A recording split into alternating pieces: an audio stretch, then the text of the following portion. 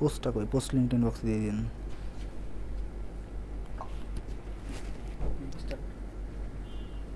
আসসালামু আলাইকুম, আমি এম আসিফুর রহমান, ঢাকা বিশ্ববিদ্যালয় থেকে পড়াশোনা করছি। এখন রয়্যাল এডুকেশন পেজের পক্ষ থেকে আপনাদের জন্য একটি লাইভ ক্লাস নিয়ে হাজির হয়েছি। ক্লাসের টপিক হচ্ছে এইচএসসির খুব গুরুত্বপূর্ণ একটি টপিক বাংলা বিষয়ে, সেটি হচ্ছে ফেব্রুয়ারি 1969। লিখেছেন কবি শামসুর রহমান। পোস্ট লিঙ্কটা আমার তো কমেন্ট লিঙ্কটা লাগবে। ওকে, তো সবাই লাইভে যুক্ত হয়ে যান। লাইভে যুক্ত হয়ে গেলেই আমি ক্লাসটি শুরু করে দিচ্ছি।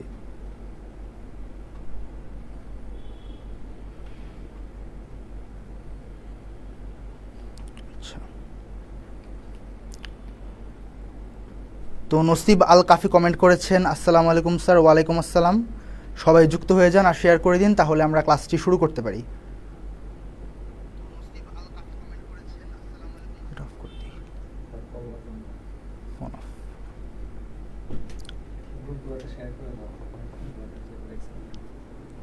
শুরু করে দেব।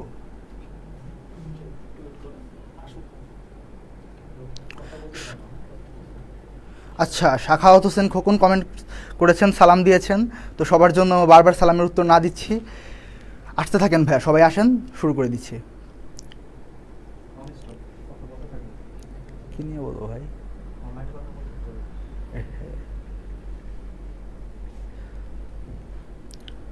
তো আপনারা সবাই শেয়ার করে দিন।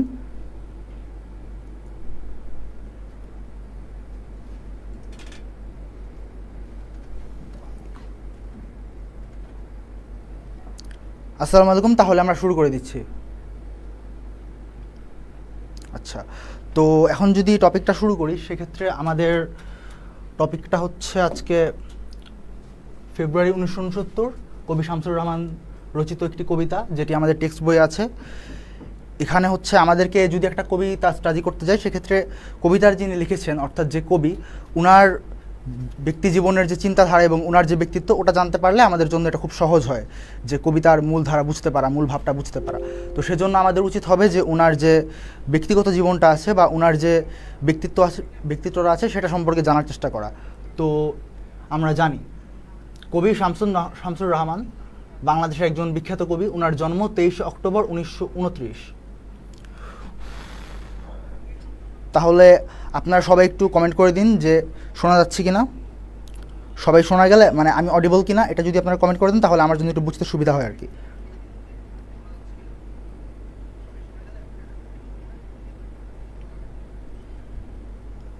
হ্যাঁ, শাখাওয়াত হোসেন খোকন অনেককেই মেনশন করেছেন, ধন্যবাদ ভাইয়া। এবং আপনারাও অন্যরাও মেনশন করে দিন। মেনশন করে দিলে আপনাদের ইনবক্সে হচ্ছে আমাদের যে টিমের যে পিডিএফটা আছে, এগুলো আপনাদের ইনবক্সে পৌঁছে যাবে ইনশাল্লাহ।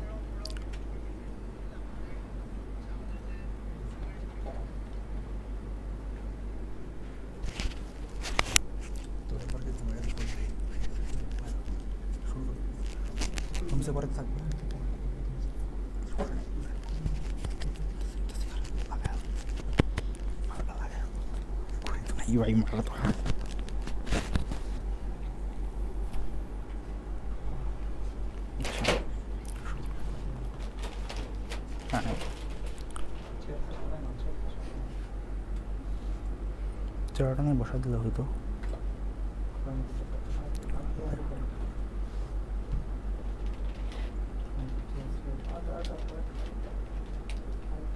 আচ্ছা, শাখাওয়াত হোসেন বলেছেন যে আপনাকে কেউ পিডিএফ দিচ্ছে না।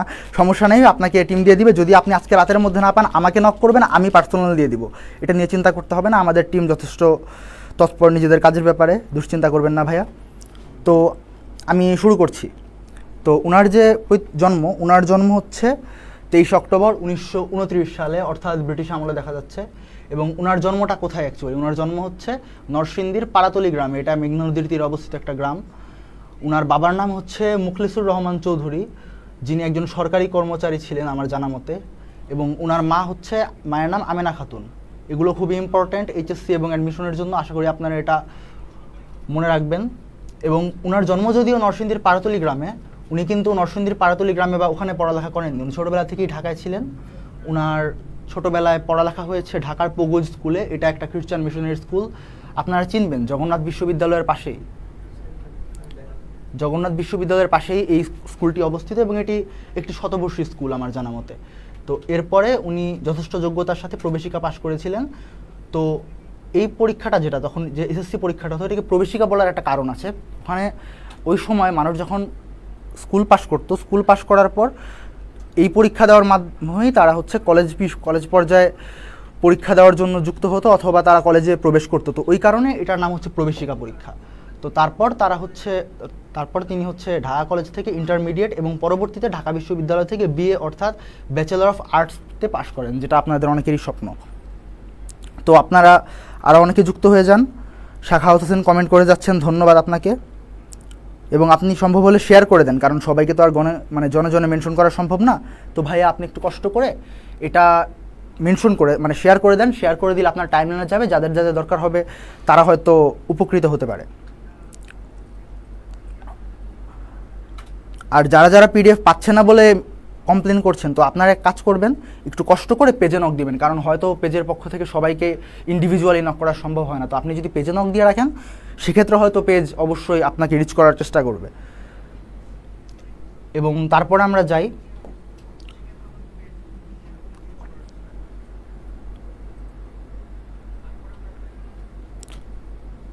তো উনি হচ্ছে ওনার শিক্ষাজীবন আমরা জানি, উনি শিক্ষাজীবন শেষ করেন ঢাকা বিশ্ববিদ্যালয় থেকে, অবশ্যই কৃত্যের সাথে।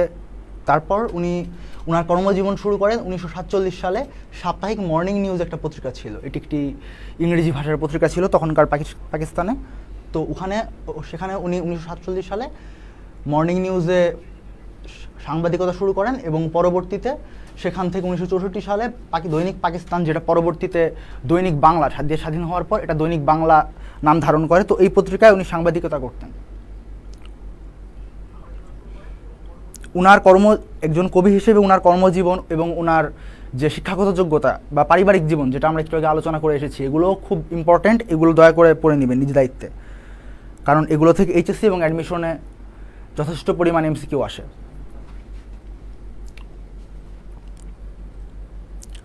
তো তারপর হচ্ছে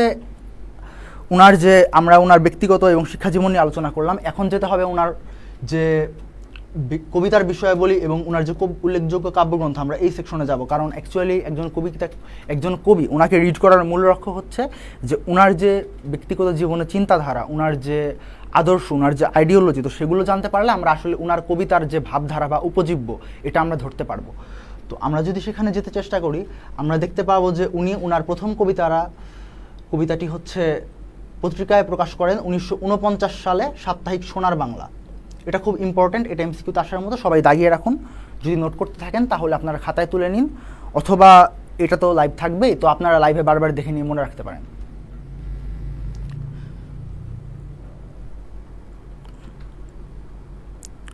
আচ্ছা, তো আপনার নাম মেঘলা, ঠিক আছে, আপনার ভাইয়ার আইডি, তো আপনাকে এখন থেকে মেঘলা বলেই ডাকবো। দুঃখিত, আসলে আপনি যে অ্যাকাউন্ট থেকে কমেন্ট করছেন সেই অ্যাকাউন্টের নামই তো আমি বলবো, তাই না? যাই হোক, তো তারপর ওনার যে সাহিত্য যাত্রাটা শুরু 1949 সালে, তো ও সাহিত্য যাত্রাটা শুরু হওয়ার মাধ্যমে আমরা দেখতে পাই যে ওনার রচনায় দেশপ্রেম এবং মুক্তিযুদ্ধ প্রধান বিষয় বা প্রধান উপজীব্য। এটা আমরা ফেব্রুয়ারি 1969 কবিতা নামের মাধ্যমেই ধরতে পারি যে ওনার কবিতার মূল উপজীব্য হচ্ছে দেশপ্রেম এবং মুক্তিযুদ্ধ। এবং স্বাভাবিকভাবেই একজন দেশপ্রেমিক মানুষ থেকে আমরা যেরকম এক্সপেক্ট করি বা যাদের প্রতি আমাদের যে আগ্রহটা থাকে, যে উনি ছিলেন সত্য, সুন্দর ও ন্যায়ের পক্ষে। 3টা পয়েন্ট কিন্তু ইম্পর্টেন্ট, এটা গুলিয়ে ফেলে চলবে না। সততা, শুদ্ধবাদিতা, এই ধরনের শব্দ দিয়ে হবে না। এমসিকিউতে এই 3টাই চাবে, এই 3টাই লিখতে হবে, সত্য, সুন্দর ও ন্যায়ের পক্ষে। এটা মাথায় রাখবেন, এইচএসসি এবং অ্যাডমিশনের জন্য খুব ইম্পর্টেন্ট। তো তারপর যদি আমি যেতে চাই, তারপর হচ্ছে ওনার কবিতার আরও কিছু পার্সপেক্টিভ ছিল, যেগুলো হচ্ছে নিচে দেওয়া আছে। নগর জীবনের যন্ত্রণা, একাকিত্ব, সামাজিক ও পারিবারিক বন্ধন ওনার কবিতার মূল উপজীব্য। তো এটা আমি বানিয়ে বলছি না, এটা আপনার টেক্সট বুকে দেওয়া আছে। তো একই লেখকের যে বিভিন্ন আঙ্গিক বা ভিউ পয়েন্ট বা পার্সপেক্টিভ থেকে দেখার চিন্তা, তো সেদিক থেকে দেখলে একদিকে ওনার কবিতায় মুক্তিযুদ্ধ এবং দেশপ্রেমও আছে, অন্যদিকে ব্যক্তিগত জীবনের যন্ত্রণা, একাকিত্ব, সামাজিক ও পারিবারিক যে বন্ধন এবং এটার যে টানাপোড়েন, এগুলো ওনার কবিতার একটা গুরুত্বপূর্ণ অংশ হিসেবে ধরা চলে। তো এখন ওনার কবিতা যেগুলো ফুটে উঠেছে, তো আমরা এগুলো কোন কোন কাব্যগ্রন্থে বা রচনায় দেখতে পারবো, তো সেটা আমরা একটু দেখি। ওনার উল্লেখযোগ্য কাব্যগ্রন্থের মধ্যে আছে রৌদ্র করটিতে, আচ্ছা, দিবালোকে দিব্যরথ, নিজ বাসভূমে, উদ্ভট উটের পিঠে চলছে স্বদেশ। উদ্ভট বানানটা আপনারা খেয়াল রাখবেন, অবশ্যই খেয়াল রাখবেন।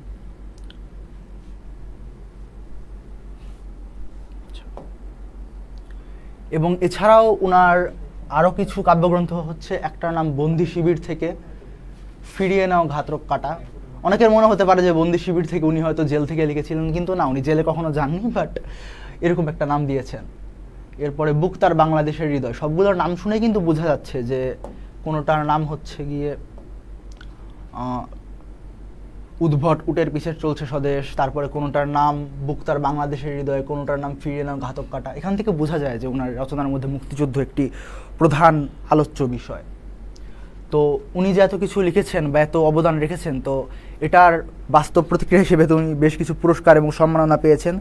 সবচেয়ে বড় পুরস্কার আসলে মানুষের যে রিকগনিশন, তো ওইটা সেটা তো আপনারা পাচ্ছেনই বা আপনারা দিচ্ছেনই বা সবাই দিচ্ছেই, কিন্তু এটা ছাড়া উনি যেসব পুরস্কার পেয়েছেন, একটা হচ্ছে 21শে পদক, স্বাধীনতা পুরস্কার, বাংলা একাডেমি পুরস্কার এবং নানা সম্মাননা। বাট এই তিনটা মনে রাখবেন, 21শে পদক, স্বাধীনতা পুরস্কার, বাংলা একাডেমি পুরস্কার, তিনটা কিন্তু আলাদা আলাদা পুরস্কার বাংলাদেশের সাহিত্য অঙ্গনে দেওয়া হয় এবং এগুলো বেশ ডাইভার্সিফাইড, অর্থাৎ একই ব্যক্তি এই তিনটা পুরস্কার পেয়েছেন, এটা খুব বেশি রেয়ার না হলেও একটু রেয়ার। তো সেই দিক থেকে যদি ধরি, সেক্ষেত্রে উনি একজন যোগ্য লোক ছিলেন বলা চলে আর কি।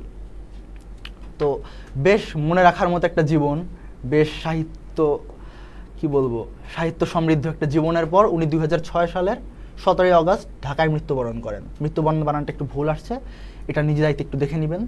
আমার হাতের লেখা খুব একটা ভালো না, বাট লিখে দেওয়ার চেষ্টা করতে পারি।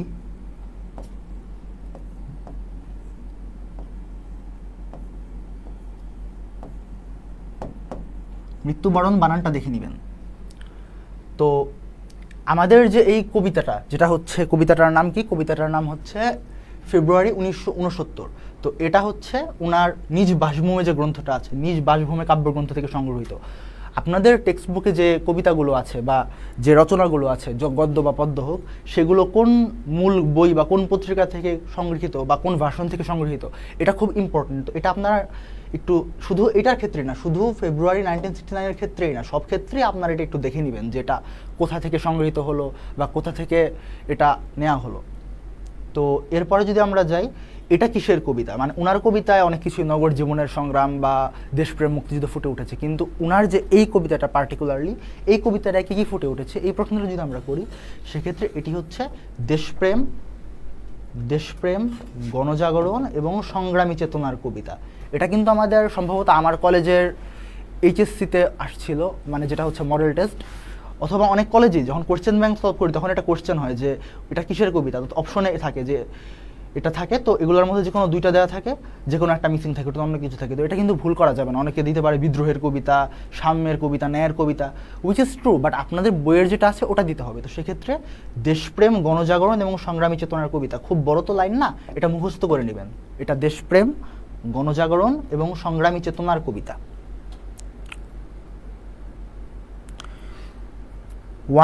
আশরাফুল ইসলাম সাইম কমেন্ট করেছেন, ওয়ান শট এমসিকিউ পড়াবেন না? জি পড়াবো, সেটা আগে আপনাদেরকে মানে টপিকটা পড়ায়নি, তারপর অবশ্যই পড়াবো। আগে টপিকটা পড়ায়নি, নাহলে টপিক পড়ানোর আগে কিসের এমসিকিউ, তাই না? তো এরপর মিনহাজউদ্দিন সাব্বির কমেন্ট করেছেন, I think he was a very revered person. হ্যাঁ, এটা সত্যি। তো তারপর আমরা যদি যাই যে এই কবিতার কনটেক্সট বা বিষয়াবলীটা কি, মানে কোন পটভূমিতে বা প্রেক্ষাপটে উনি এই কবিতাটা লিখেছিলেন। তো 1969 সালে জনগণের মধ্যে তীব্র গণ আন্দোলনের সঞ্চার হয়েছিল, 52 আন্দোলনের বিজয়ের চেতনায়, সেই অনুভূতিটি ফুটিয়ে তোলাটাই এই কবিতার মূল বিষয়। অর্থাৎ 1969 আমাদের যে আন্দোলন হয়েছিল, স্বাধিকারের আন্দোলন, অর্থাৎ যে মানে পাকিস্তানি স্বৈরশাসকদের অত্যাচারের বিরুদ্ধে আমাদের মধ্যে যে চেতনাটা ফুটে উঠেছিল, যে সংগ্রামের ব্যাপারটা বা প্রতিরোধের ব্যাপারটা, আইয়ুব খানের মানে বিরুদ্ধে আন্দোলন যেটা হয়, তো ওখানে যে চেতনাটা ছিল যে আমাদেরকে হচ্ছে নিজের স্বাধিকারের জন্য লড়তে হবে।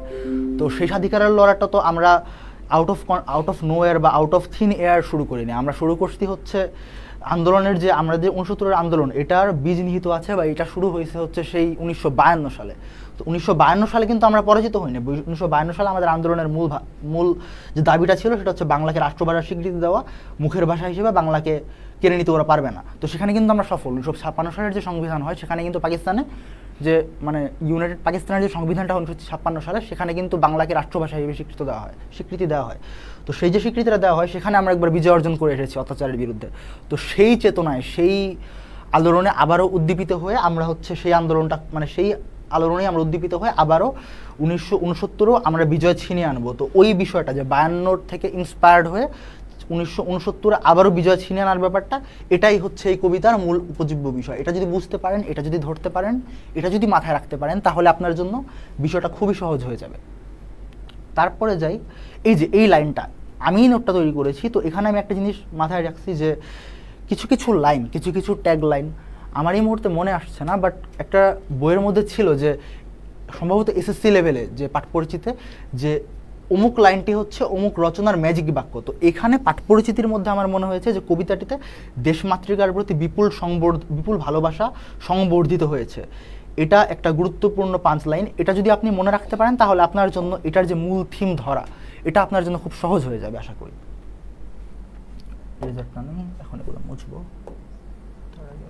আচ্ছা, তো হয়ে গেছে, শেষ। আচ্ছা, তাহলে টেক্সট পড়ানো শুরু করি। আচ্ছা, তো টেক্সটের জন্য আচ্ছা আপনারা আর কমেন্ট করে শেয়ার করে দিন।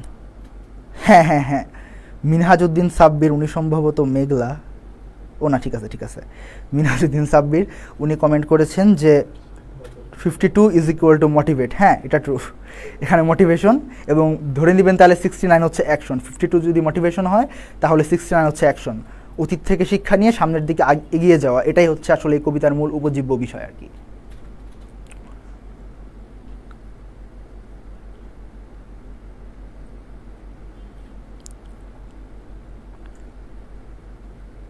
তো আপনাদের যে কবিতাটা আছে, কবিতাটার টেক্সট আপনাদের পড়ালে উপকার হবে কিনা এটি কমেন্ট সেকশনে লেখেন। যদি হয় সেক্ষেত্রে আমি আপনাদের কবিতাটা কমেন্ট সেকশনে, অর্থাৎ আপনারা টেক্সট বই খুলে বসবেন, আমার কাছে পিডিএফটা আছে, এটা আমি লাইন বাই লাইন বুঝিয়ে দিব যদি আপনাদের প্রয়োজন বোধ হয় আর কি। সেক্ষেত্রে আপনারা কমেন্টে জানান এবং শেয়ার করে দেন, আপনার বন্ধুরাও যেন অংশগ্রহণ করতে পারে সেই জন্য এটা শেয়ার করে দেন।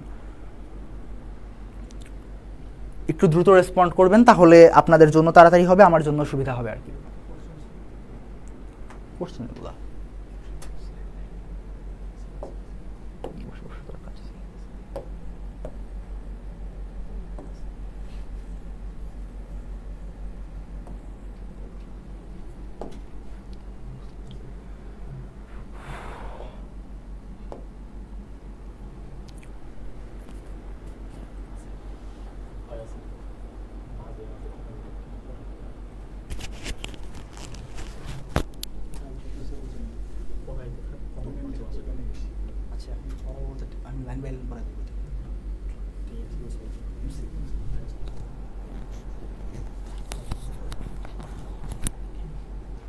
আচ্ছা, তাহলে হচ্ছে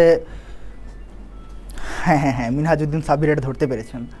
তো এক কাজ করি, আপনারা হচ্ছে এই কবিতাটা অনলাইনে আপনাদেরকে পরবর্তী ক্লাসে এই কবিতার উপর যদি আপনাদের প্রয়োজন হয় আপনারা পেজে জানাবেন অথবা কমেন্ট করবেন, আপনাদেরকে আমি হচ্ছে এখানেই পড়িয়ে দিব। আর যদি আপনার মনে হয় যে এই কবিতাটা লাইন বাই লাইন আপনার বোঝা দরকার, সেক্ষেত্রে এই পেজে কমেন্ট করবেন বা পেজের ইনবক্সে নক দিবেন, সেখানে আমি পরবর্তী ক্লাসে এটা কবিতাটি লাইন বাই লাইন থরলি বুঝিয়ে দিব।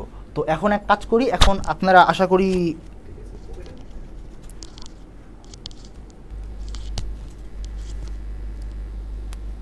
যেহেতু আপনার এইচএসসি 24 ব্যাচ, তো আপনাদের বোধহয় আসলে একেবারে এই কবিতা মানে একেবারে না পড়া আছে এরকম আশা করি, এরকম অবস্থা না, আপনাদের বেশিরভাগ ক্ষেত্রেই পড়া আছে। তো সেক্ষেত্রে আপনাদের আমি ধরে নিতে পারি যে আপনাদের কবিতাটা আর বাকি নেই। তো সেক্ষেত্রে আমি, আর যদি বাকি থাকেও সমস্যা নেই, নিজেকে একটু ঝালাই করে নেওয়ার জন্য আপনাদের জন্য আমি এই কবিতার কিছু এমসিকিউ সলভ করবো, ওয়ান শট এমসিকিউ, যেটার জন্য আপনাদের অনেকেই বসে আছেন, কিছুক্ষণ আগে একজন কমেন্ট করেছিল, তো আমি সেটা একটু দেখে দেওয়ার চেষ্টা করছি। তো আপনারা কমেন্ট করে দিন। সেটা হচ্ছে শামসুর রহমানের পৈতৃক নিবাস কোন গ্রামে? পৈতৃক বানানটা একটু খেয়াল করবেন, খুব ইম্পর্টেন্ট। তো তো 4টা অপশন দেওয়া আছে, আপনারা একটু দেখে বলেন। পাড়াতলী, বাঁশখালী, বহেরচর, নরসিংদী। একটু দ্রুত কমেন্ট করবেন, তাহলে আপনাদের দ্রুত হবে, কারণ সন্ধ্যার পর আপনারাও পড়তে বসবেন। একজন বলেছে যে Bangla second paper class badly needed. তো অবশ্যই হ্যাঁ, বুঝতে পেরেছি এটা ইম্পর্টেন্ট। সেক্ষেত্রে আমাদের ক্লাস আসবে, আপনারা কোন কোন টপিকে ক্লাস চান এটা আমাদের পেজ ইনবক্সে নক করে দিয়ে বলে রাখবেন। সেক্ষেত্রে আমাদের জন্য সুবিধা হবে যে কোনটা কোনটা পিক। ইভেনচুয়ালি আপনাদের জন্য সবগুলো ক্লাসই প্রোভাইড করা হবে, বাট কোনটা কোনটা আপনাদের জন্য দ্রুত দরকার বা কোনটা বুঝতে না পারলে আপনার পড়া হচ্ছে না, সেটা পেজে ইনবক্সে জানিয়ে রাখবেন। সেক্ষেত্রে আপনার জন্যই ভালো হবে, এবং আপনার বন্ধুদের জানিয়ে রাখবেন।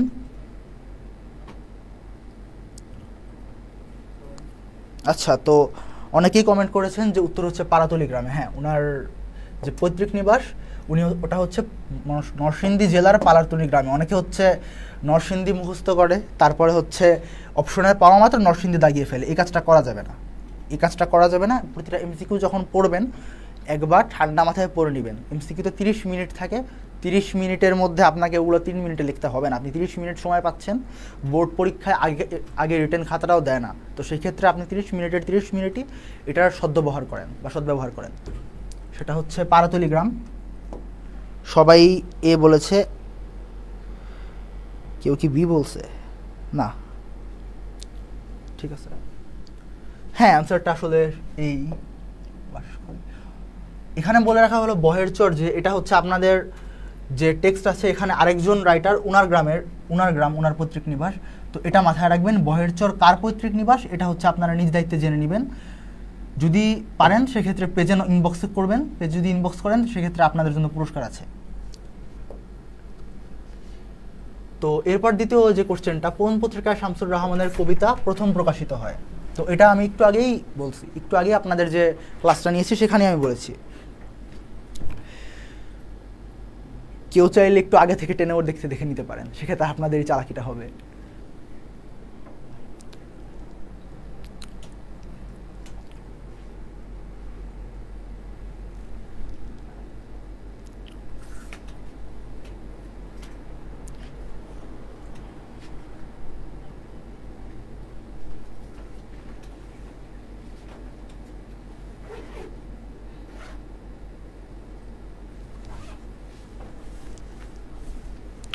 খোকন ভাই অর্থাৎ মেঘলা আপু উনি কমেন্ট করেছেন যে এটা হচ্ছে কি 2 এর এ। সবাই অ্যাকচুয়ালি বলছে এ।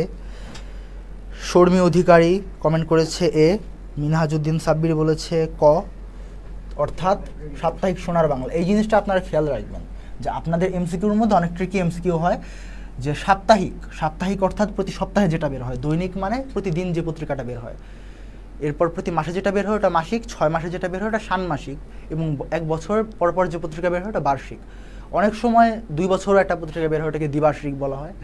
তো এটা হচ্ছে সোনার বাংলা কবিতা। সবাই সোনার বাংলা মুখস্থ করে গিয়ে আবার ষান্মাসিক সোনার বাংলা দাগায় আসবেন না, অবশ্যই সাপ্তাহিক সোনার বাংলা দাগায় আসবেন। তো তারপরের এমসিকিউতে আমরা চলে যাই। ফেব্রুয়ারি 1969 কবিতায় কোন ভাষাশহীদের নামটি সর্বাধিক সংখ্যক বার এসেছে? তো আপনারা বলেন দেখি, এটা একটু টাফ কোশ্চেন মনে হচ্ছে, আনকনভেনশনাল।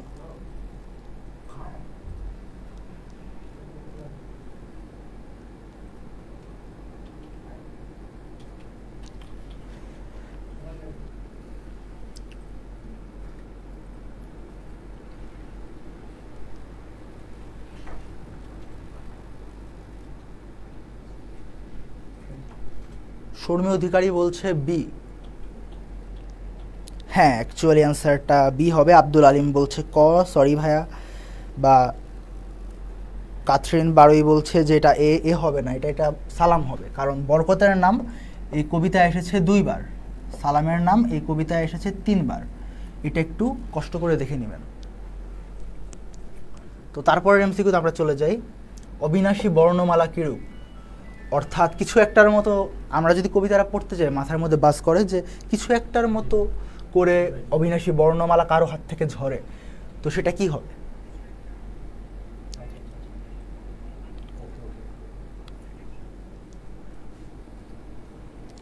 হ্যাঁ,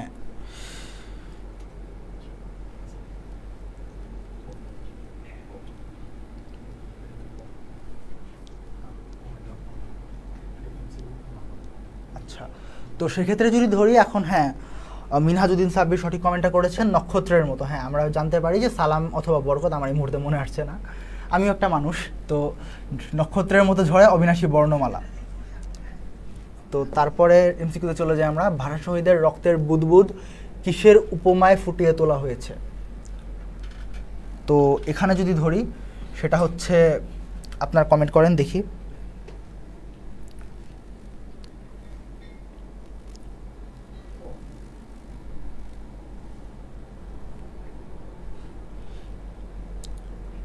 এটা কৃষ্ণচূড়া হবে অ্যান্সার, সি।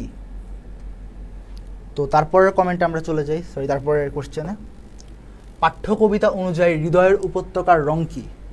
এটা কিন্তু যে আপনাদের যে কবিতা, এখানে খুব বোল্ডভাবে বলা আছে যে এটা হৃদয়ের কোন রঙের উপত্যকা, এটা খুব বোল্ড উপায়ে বলা আছে। একবার যদি কেউ কবিতাটা পড়ে তার মাথায় থেকে যাবে।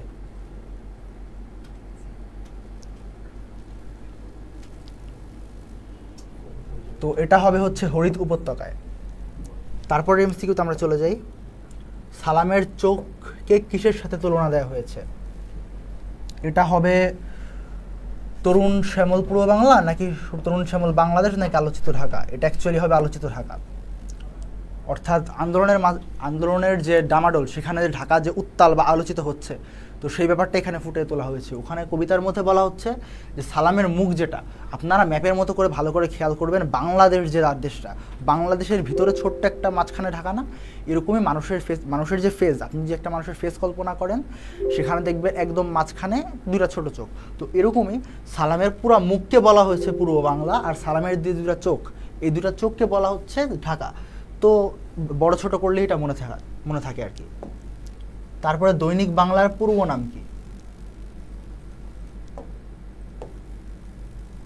দৈনিক বাংলার পূর্ব নাম হচ্ছে দৈনিক পাকিস্তান। অর্থাৎ 71 সালে যখন আমাদের দেশ স্বাধীন হয়, তখন দৈনিক পাকিস্তান যে পত্রিকাটা ছিল, সেটা নাম পরিবর্তন করে দৈনিক বাংলা নাম নেয়। তবে উনি যখন, অর্থাৎ আমাদের কবি শামসুর রহমান যখন সেখানে চাকরি করতেন, তখন ওনার পত্রিকাটার নাম ছিল দৈনিক পাকিস্তান। তো তারপর এমসিকিউতে আমরা চলে যাই, 8D। হ্যাঁ, 8D। তো প্রথম গান দ্বিতীয় মৃত্যুর আগে, এটা কি ধরনের সৃষ্টি কর্ম? তো আপনারা যদি খেয়াল করেন, সেক্ষেত্রে আপনারা দেখতে পারবেন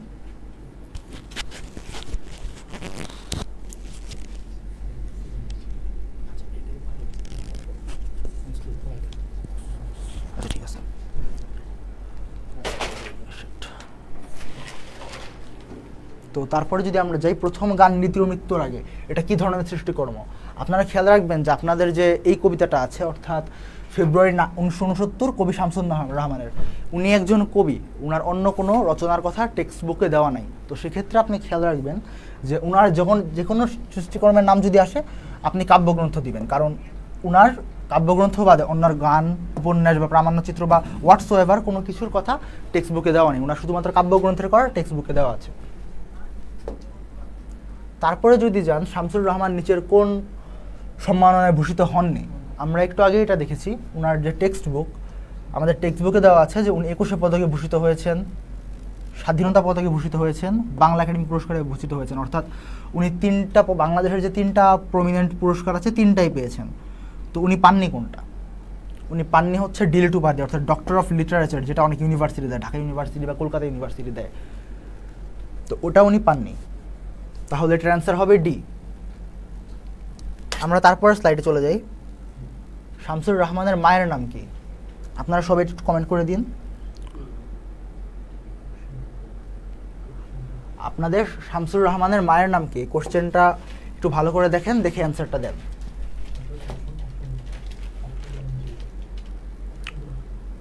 একটা হচ্ছে আমেনা বেগম, একটা হচ্ছে আমেনা খাতুন, একটা হচ্ছে সাহেরা খাতুন, একটা হচ্ছে আমেনা বানু। সবগুলোই আসলে ওই যুগের নারীদের নামই মনে হয়। তো আপনারা গেস করেন যে কোনটা অ্যান্সার হবে। অ্যান্সারটা হবে আমেনা খাতুন। ওনার মায়ের নাম ছিল আমেনা খাতুন, সাহেরা খাতুন না, আমেনা খাতুন। অ্যান্সার হবে বি। তো তারপরের এমসিকিউতে আমরা যদি চলে যাই, তারপরের এমসিকিউ হচ্ছে কমল অর্থ কি? এটা আসলে শুধুমাত্র এই যে শব্দার্থের যে চারটা দেওয়া আছে, সেখান থেকে শেখার বিষয় না। এটা আপনাদের ছোটকালেও শেখার কথা, যেটা হচ্ছে কোমল অর্থ। এটা কিন্তু এটার অর্থ হবে কোমল, কোমল অর্থ নরম। কমল অর্থ হবে পদ্ম, অ্যান্সার হবে বি। আপনাদের টেক্সট বুকে কমল বনের কথা বলা আছে, যেটার অর্থ অ্যাকচুয়ালি পদ্মবন। তো তারপর কোনটি শামসুর রহমানের রচনা? এখানে 4টা অপশন আছে, সোনালী কাবিন, কমলের চোখ, দিবালোকের দিব্যরথ, হাসুলি বাকের উপকথা। তো আপনারা একটু কমেন্ট করে দেন যে কোনটা সঠিক উত্তর। 13 নাম্বার।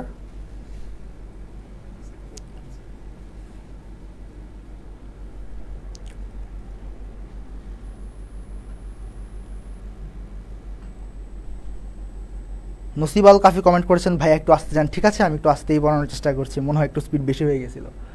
তো আপনারা কমেন্ট করবেন না, আপনারা আরও অনেকেই কমেন্ট করেন, তাহলে একটু সুবিধা হয়।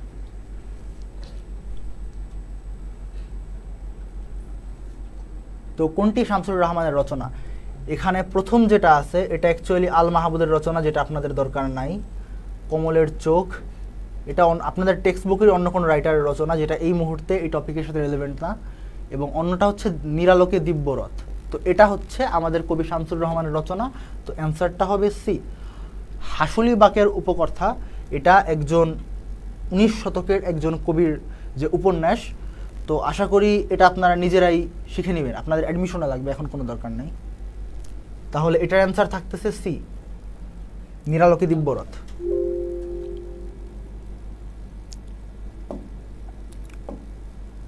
তো কোন এরপরে 14 নম্বর কোশ্চেন, কোনগুলো শামসুর রহমানের কবিতার বৈশিষ্ট্য? একটু আগে এটা আমরা ক্লাস করানোর সময় আলোচনা করেছিলাম। তো অপশন হচ্ছে নগর জীবনের যন্ত্রণা, প্রকৃতির সৌন্দর্য, পারিবারিক বন্ধন। আপনারা কমেন্ট করে দেন।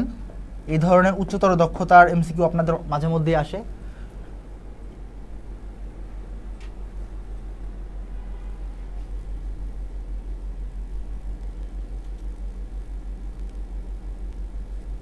তো নগর জীবনের যন্ত্রণা আর পারিবারিক বন্ধন, এগুলো হচ্ছে ওনার কবিতার মূল বিষয়। প্রকৃতির সৌন্দর্য হয়তো ওনার কবিতায় আছে, বাট আমাদের টেক্সট বুকের মধ্যে দেওয়া নেই, তো এটা আমরা নিতে পারছি না। তো অ্যান্সার হবে 1 ও 3, অর্থাৎ খ নাম্বার। তাহলে 14 অ্যান্সার হবে বি। তারপরের এমসিকিউতে যদি আমরা যাই, তারপরের এমসিকিউ হচ্ছে ফেব্রুয়ারি 1969-এর কোন ঘটনাটি দেদীপ্যমান? দেদীপ্যমান বানানটা দেখবেন, এটা আপনাদের অনেকে বুঝতে পারবেন না।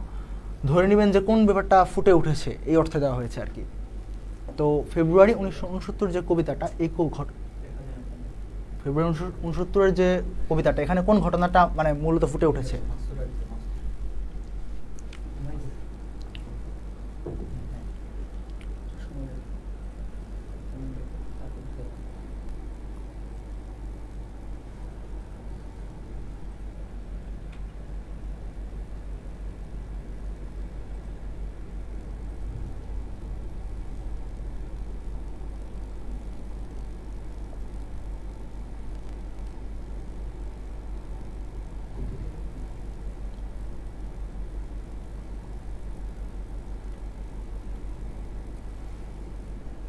তো ওনার যে কবিতাটা ফেব্রুয়ারি 1969, এই কবিতায় কোন ঘটনার দেদীপ্যমান? এটার উত্তর কি মুক্তিযুদ্ধ? না, এটার উত্তর মুক্তিযুদ্ধ না। মুক্তিযুদ্ধ এরপরে হয়। এখানে হচ্ছে ব্রিটিশ বিরোধী আন্দোলন, সেটাও না। ওনার কবিতার এখানে মূল উপজিত না, মানে কোন ঘটনাটা ফুটে উঠেছে, এখানে ভাষা আন্দোলন ফুটে উঠেছে। আমি তো বলেছিলাম যে এখানে মূলত 52-র যে চেতনা, সেখান থেকে উৎসাহিত হয়ে বা সেখান থেকে ইন্সপায়ারেশনটা নিয়ে 69-এর যে আন্দোলন, সেটা সফল করাটাই আমাদের যে কবিতাটা, সেটার মূল ভাব। তো এখানে হচ্ছে ভাষা আন্দোলন আছে, কিন্তু এখানে কিন্তু অপশন নেই। এখানে যদি আবার অপশন থাকতো যে 69-এর গণ অভ্যুত্থান বা 1969 সালের আন্দোলন, সেক্ষেত্রে অ্যান্সার কিন্তু ওটা হতো। তো তারপরের এমসিকিউতে আমরা যাই। একজন বলেছে 52, হ্যাঁ এটাই, যেটা ভাষা আন্দোলন সেটাই 52। তো কবি শামসুর রহমান পেশায় কি ছিলেন? কবি শামসুর রহমানের পেশা, অনেকেই মনে করে যে পেশা হিসেবে উনি কী ছিলেন। এখন অনেকে অনেকগুলো কাজ করতে পারে, বাট ইংলিশে একটা কথা অনেকে কোশ্চেন করে যে what does he do for living. এখন আমি অনেক কিছু করতে পারি, আমি কবিতা লিখতে পারি, আমি গান গাইতে পারি, বাট আমি কোন কাজ করে উপার্জন করি, সেটা হচ্ছে কোশ্চেন। তো উনি একজন কবি ছিলেন না? হ্যাঁ উনি কবি ছিলেন, বাট ওটাখানে চায় নাই। তারপরে উনি একজন শিক্ষক ছিলেন, এটা ছিলেন কিনা আমার জানা নাই, বাট উনি সাংবাদিক ছিলেন। আমাদের টেক্সট বুকের দেওয়া আছে যে উনি দৈনিক বাংলা, মর্নিং নিউজ ইত্যাদি পত্রিকায় সাংবাদিকতা করেছেন। সেক্ষেত্রে ওনার যে, হ্যাঁ একজন কমেন্ট করেছে মিনহাজউদ্দিন সাব্বির, যে উত্তর হবে খ। মর্জিনা আক্তার বলেছেন উত্তর হবে বি। তো হ্যাঁ উত্তর হবে বি, উনি সাংবাদিক ছিলেন, ওনার পেশা ছিল সাংবাদিকতা। 17 নম্বর কোশ্চেন, শামসুর রহমান কোন স্কুলের ছাত্র ছিলেন? এটা কিন্তু আমরা একদম শুরুতেই আলোচনা করেছি, ক্লাসের শুরুতেই আমরা এই আলোচনাটা করেছি যে উনার স্কুলের নাম ছিল পগুজ স্কুল। উনি যদিও নরসিংদী, অনেকে মনে হতে পারে পাড়াতলী হাই স্কুল, যেহেতু উনি ওখানে পড়ালেখা করেছেন, ওনার জন্ম বা ওনার পৈতৃক নিবাস, কিন্তু ওটা ওনার পৈতৃক নিবাস হলেও উনি ছোটোবেলা থেকে ঢাকা ছিলেন। ঢাকার যে পগুজ স্কুল, এটা জগন্নাথ বিশ্ববিদ্যালয়ের ঠিক পাশেই অবস্থিত। উনি এখান থেকেই ওনার প্রাথমিক এবং উচ্চ বিদ্যালয়ের যে শিক্ষা ওটি সম্পন্ন করেন।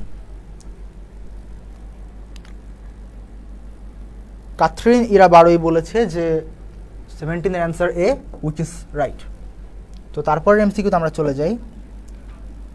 18 নম্বর, ফেব্রুয়ারি 1969 কোন কাব্যগ্রন্থ থেকে নেয়? এটা কিন্তু আমি বলবো এই 18টা কোশ্চেনের মধ্যে সবচেয়ে ইম্পর্টেন্ট প্রশ্ন, সবচেয়ে ভাইটাল প্রশ্ন না হতে পারে, কিন্তু সবচেয়ে ইম্পর্টেন্ট প্রশ্ন। এগুলো মানে কোনটা কোন কাব্যগ্রন্থ থেকে নেওয়া, এটা খুবই ইম্পর্টেন্ট। এইচএসসিতে আসে, ঢাবিতে যদি না পাও রাবি, চবি বা জাবি এই ধরনের যে কোনো একটা অ্যাডমিশনে এসে পড়বে, কোনো না কোনোটা থেকে আসবে। তো এগুলো যদি মুখস্থ করা যায় সেক্ষেত্রে আপনারা অনেক দূর এগিয়ে যাবেন বলে আশা করা যায়। তো এটার উত্তর কি ছাড়পত্র? ছাড়পত্র কিন্তু উনার লেখাই না, ছাড়পত্র হচ্ছে সুকান্ত ভট্টাচার্যের লেখা। তো সেখানে এটা হচ্ছে নিজ বাসভূমে উনার যে কাব্যগ্রন্থ আছে, সেখান থেকে হচ্ছে ফেব্রুয়ারি 1969 যে কবিতাটা, সেটা হচ্ছে কাব্যগ্রন্থ থেকে। একটা কাব্যগ্রন্থ যখন বের হয় ওটার ভিতরে অনেকগুলো কবিতা থাকে, 5টা 10টা 20টা 30টা 40টা। তো এতগুলো একটা কাব্যগ্রন্থে অনেকগুলো যখন কবিতা থাকে, সে যে কোনো একটা চ্যাপ্টারে থাকে একটা কবিতা, ওই কবিতাটা নিয়ে এখানে বইয়ে ছাপায় দেওয়া হয়, যেগুলো ইম্পর্টেন্ট বা যেগুলো থেকে আপনাদের শিক্ষণীয়। তো এরকমই আমাদের যে ফেব্রুয়ারি 1969 কবিতাটা, এই কবিতাটা হচ্ছে নিজ বাসভূমে নামে কাব্যগ্রন্থ থেকে নেওয়া। তো এটা আপনারা টেক্সট বুক থেকে পড়ে নেবেন। শুধু এটাই না, প্রতিটা আপনাদের যে গদ্যপদ্য আছে এগুলো কোন পত্রিকা থেকে বা কোন বই থেকে উৎসারিত, এটা আপনারা সেখান থেকে জেনে নেবেন, সেক্ষেত্রে আপনাদের জন্যই ভালো হবে।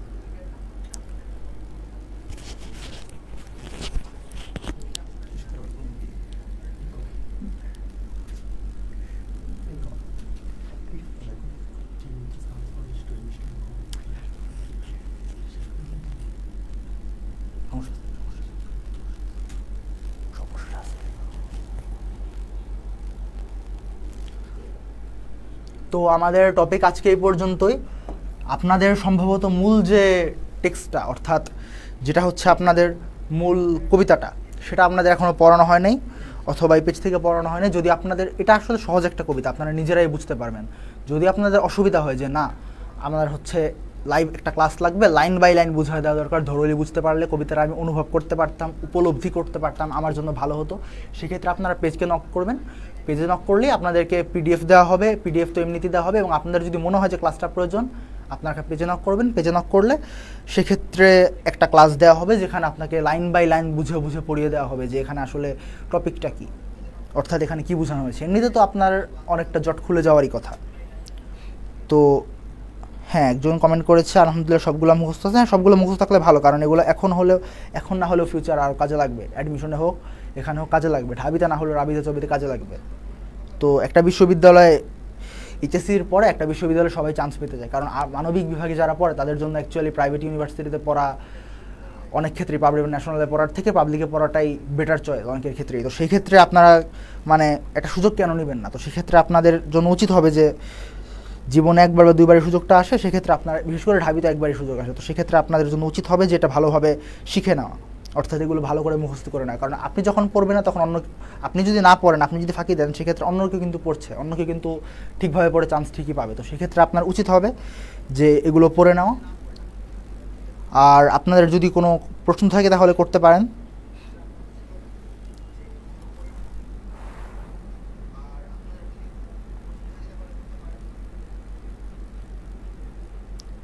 শাখাওয়াত হোসেন খোকন প্রশ্ন করেছেন, ভাইয়া কয়টা এমসিকিউ পড়াবেন আজকে? আসলে ফেব্রুয়ারি 1969 আমি বলবো না এই টপিকটা অগভীর, কিন্তু এখান থেকে অ্যাকচুয়ালি খুব বেশি কোশ্চেন করার সুযোগ নেই। যে কটা আছে অল্প পড়া, মানে আপনি যদি 2-3 ঘন্টা পড়েন আপনার আসলে এখান থেকে আটকানোর কিছু থাকবে না, আপনি 100%ই পারবেন। তো 18টা এমসিকিউ আমি অ্যাকচুয়ালি চেষ্টা করেছি সবচেয়ে ভাইটাল বা সবচেয়ে ইনফরমেটিভ বা সবচেয়ে নিউট্রিশিয়াস কোশ্চেনটা বানাতে। তো এই কটা করলেই হবে, 18টা যে করেছি 18টাই আছে, এর বেশি নেই আসলে আজকে। অর্থাৎ কয়টা এমসিকিউ পড়াবেন আজকে, এটার উত্তর আপনি পেয়ে গেছেন আশা করি। 18টা এমসিকিউ পড়ানোর কথা ছিল, 18টাই পড়েছি।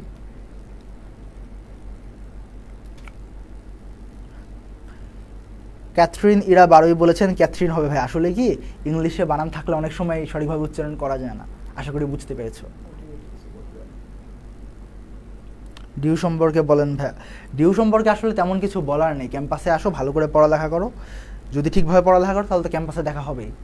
এছাড়া হচ্ছে আলাদা করে যদি কিছু জানতে চাও সেক্ষেত্রে পেজে নক করো, কারণ আমার থেকে অনেক সিনিয়র ভাই আছে, তারাও অনেক ভালো করে গল্প বলতে পারবে। এছাড়া হচ্ছে ধরো যদি কিছু জানতে চাও তাহলে নেক্সট ক্লাসে দেখা হবে। আর তোমরা অবশ্যই পেজে নক দাও, পেজে নক দিয়ে তোমাদের যে পিডিএফটা আছে সেটা নিয়ে নাও, পিডিএফটা নিয়ে নিলে আপনাদের জন্যই ভালো হবে। আজকে তাহলে এই পর্যন্তই। আল্লাহ হাফিজ।